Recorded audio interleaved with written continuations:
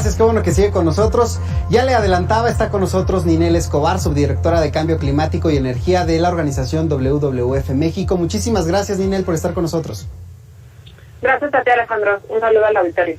Bueno, me gustaría comenzar preguntándote sobre este tema de la sequía. Se habla evidentemente que estamos enfrentando uno de los años donde este problema se agudiza en nuestro país, pero ¿podríamos esperar que conforme avanzan los años esto sea cada vez más frecuente y que la sequía que hoy vivimos en prácticamente 80% del territorio nacional se reproduzca en todo el país? Sí, pues si quieres déjame explicarle un poquito al auditorio la relación entre el cambio climático y los impactos que se están observando en México y en particular con las altas temperaturas y la sequía. Adelante. La sequía como tal es un fenómeno que ocurre y ha ocurrido siempre, ¿no? Esto parte del régimen hidrológico del país en el que vivimos, que está conformado por muchas cuencas, y las sequías ocurren de manera natural. Sin embargo, lo que hemos observado en los últimos años, a raíz de que se ha documentado y entendido mucho más el tema del cambio climático, pues lo que se ha observado desde la década de 1850, el periodo entre 1850 y 1900, es un aumento de la temperatura promedio global del planeta. Y eso también se representa o se manifiesta en un aumento de la temperatura promedio en el territorio del país. De hecho, el Servicio Meteorológico Nacional lo que ha mostrado en los últimos años es que en los últimos 5 años, México ha registrado los años más calurosos de los últimos 70 años. Y lo que sí estamos observando es que ese aumento de la temperatura promedio está por encima del aumento que se ha observado en el mundo.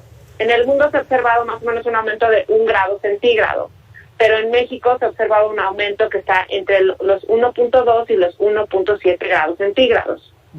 Recordemos que esto es promedio, no es que haya aumentado parejo en toda la superficie del planeta y tampoco en la superficie del país.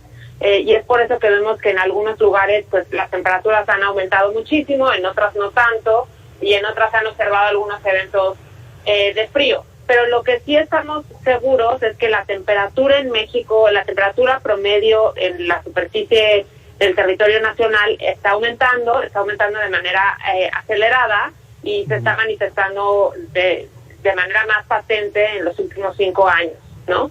Y esto trae aparejado, este aumento de temperatura trae aparejado otros fenómenos consigo, que están ligados al régimen hidrológico, a las épocas de lluvia, a las temporadas de lluvia y de estiaje, y en ese sentido lo que estamos viviendo es una sequía exacerbada como un fenómeno anómalo.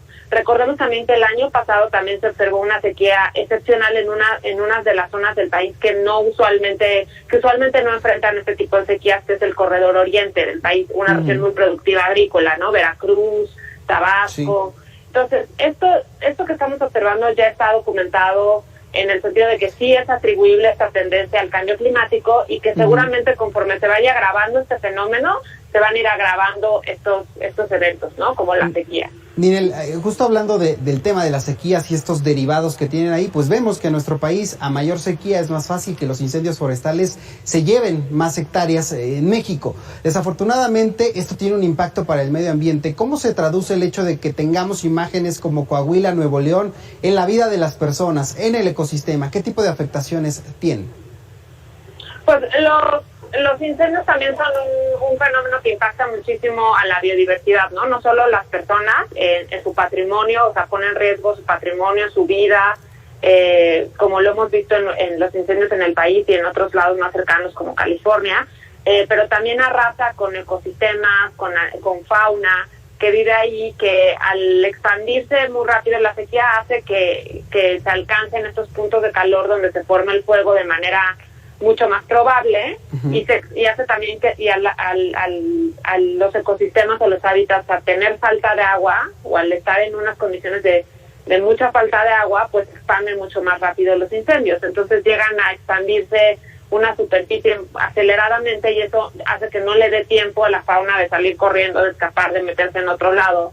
Y entonces perdemos una gran superficie de vida y de naturaleza en muy poco tiempo, que naturalmente tarda mucho en regenerarse, ¿no? Y si a eso agregamos pues que tenemos otros impactos ambientales o estamos en una situación ya de degradación ambiental donde hay contaminación, donde hay obras que están obstruyendo la conectividad de pasos de agua, de ríos, pues eso agrava la situación, ¿no? Uh-huh. Pero hay que mencionar también que las sequías, la mayor parte de los incendios en el mundo y en México son provocados por humanos, sí. No son espontáneos naturalmente. Entonces, en ese sentido, tenemos la oportunidad de, al ser más conscientes de este riesgo que corremos, evitar que se generen estos incendios y, por uh-huh. otro lado, tener las capacidades suficientes para enfrentarlos cuando ocurren. Y esto pasa por tener el personal adecuado, las herramientas adecuadas, los sistemas adecuados para poder responder a tiempo. Ninel, una última pregunta. En el caso de esta administración donde se ha hablado de austeridad republicana, ¿qué papel juegan las organizaciones no gubernamentales en las tareas de mitigación? Pues las organizaciones no gubernamentales hemos trabajado desde hace muchísimos años de la mano de todos los gobiernos y de todos sí. los niveles de gobierno, ¿no? Municipal, estatal, federal, en el control de incendios, porque es algo que a todos nos conviene mitigar el riesgo de estos incendios. Lo hemos hecho antes y lo hacemos ahora. El tema es que pues claramente ahorita con el recorte presupuestal pues se enfrenta una situación aún más precaria que muchas veces es muy difícil de compensar con otros recursos o de otras maneras, ¿no?